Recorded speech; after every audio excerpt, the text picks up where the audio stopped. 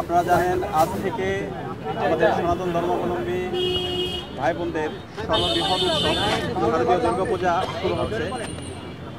আমরা গতকালকে ঢাকা বিশ্ববিদ্যালয়ের জগন্নাথ হলে গিয়েছিলাম এবং পূজা বাস্তবায়ন কমিটির সাথে বসেছি। এর আগেও ক্যাম্পাসের পূজা বাস্তবায়ন করার জন্য আশেপাশে যে মন্দিরগুলো আছে পূজা বাস্তবায়ন কমিটির সাথে আমরা বসেছি এবং তাদের কনসার্নগুলো, তাদের পরামর্শগুলো আমরা শুনেছি। আমাদের জায়গা থেকে আমরা বিশ্ববিদ্যালয় প্রশাসনকে বলেছি পূজা বাস্তবায়ন করার জন্য এবং পূজার সামগ্রী নিরাপত্তা আয়োজন করার জন্য আমাদের যা যা করা দরকার সব কিছু করতে হবে। সেই জায়গায় ডাকসুর জায়গা থেকে আমরা বিশ্ববিদ্যালয় প্রশাসনের সাথে দফায় দফা বসেছি এবং আজকে আমরা স্বরাষ্ট্র উপদেষ্টার সাথে আমরা বসেছি।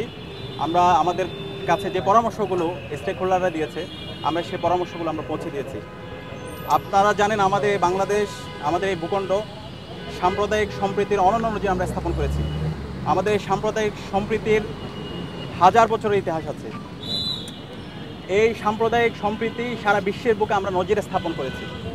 তো বিগত সময়ে এই সাম্প্রদায়িক সম্প্রীতিকে বিনষ্ট করার জন্য এখানে বিভিন্ন পক্ষ চেষ্টা করেছে, কিন্তু জুলাই বিপ্লবের মাধ্যমে সেই ষড়যন্ত্রকারী চক্রান্তকারীরা আজকে এই দেশ থেকে পালিয়েছে।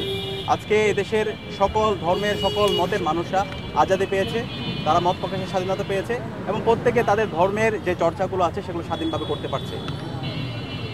আমাদের এইবারের যে পূজা, সেই পূজায় যেন সবাই স্বাধীনভাবে সুন্দরভাবে ধর্মীয় আমাদের যে উদযাপন আছে সেটা যেন সুন্দরভাবে করতে পারে, সেই জায়গা থেকে আমরা আমাদের পরামর্শগুলো স্বরাষ্ট্র উপদেষ্টাকে জানিয়েছি। বিশেষ করে নিরাপত্তার বিষয়গুলো আমরা শুধুমাত্র ঢাকা বিশ্ববিদ্যালয়ের কথা বলিনি, একই সাথে বাংলাদেশের যত প্রতিষ্ঠান আছে, যতগুলো বিশ্ববিদ্যালয় আছে, কলেজ আছে, স্কুল আছে এবং একই সাথে আমাদের সারা দেশের যত পূজা মণ্ডপ আছে সব জায়গায় যেন নিরাপত্তা নিশ্চয় করা হয় এবং পর্যাপ্ত আইনশৃঙ্খলা বাহিনীর যেন মোতায়েন করা হয়, একই সাথে সিসিটিভি যেন রাখা হয়। এই বিষয়গুলো আমরা কনসার্নগুলো জানিয়েছি এবং বিগত সময়ে এই পূজা মণ্ডপ ভাঙ্গা, প্রতিমা ভাঙ্গার সাথে যারা জড়িত ছিল তাদেরকে যেন আইডেন্টিফাই করা হয় এবং তাদেরকে যেন দৃষ্টান্তমূলক বিচারের আওতায় নিয়ে আসা হয়, সে কনসার্নটা জানিয়েছি।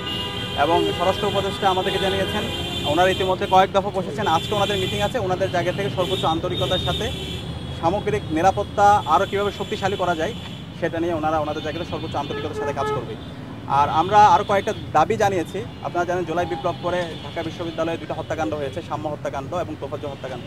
তো তোফাজ্জল হত্যাকাণ্ডের আমরা এটার বিচার অগ্রগতি থাকলেও সাম্য হত্যাকাণ্ডের সামগ্রিক বিচার আমরা অগ্রগতি দেখতে পাচ্ছি না। এটার সাথে কারা জড়িত সেই রিপোর্টগুলো আমরা এখনও পাইনি। আমরা বলেছি সাম্য হত্যাকাণ্ডের সাথে যারা জড়িত ছিল এটা তদন্ত রিপোর্ট দ্রুত দিতে হবে এবং এই হত্যাকাণ্ডের সাথে যারা জড়িত আছে তাদের সবাইকে দৃষ্টান্তমূলক বিচারের আওতায় নিয়ে আসতে হবে। এবং একই সাথে আমরা সারা দেশের সবাইকে, মুক্তিকামী ছাত্র জনতাকে আহ্বান করব, আমাদের এই বাংলাদেশ যে সাম্প্রদায়িক সম্প্রীতির যে অনন্য নজির আমরা বিগত সময় স্থাপন করেছি, এই জুলাই বিপ্লব পরে শিক্ষার্থীদেরকে সজাগ থাকতে হবে। আমরা সারা দেশের প্রতিটি পূজা মণ্ডপ এবং আমাদের যে উৎসব, সেই উৎসব যেন নির্বিঘ্নে যেন বাস্তবায়ন হয়, সেই কারণে আমাদেরকে সজাগ থাকতে হবে এবং সর্বোচ্চ আমাদের সার্বিকভাবে সহযোগিতা করতে হবে।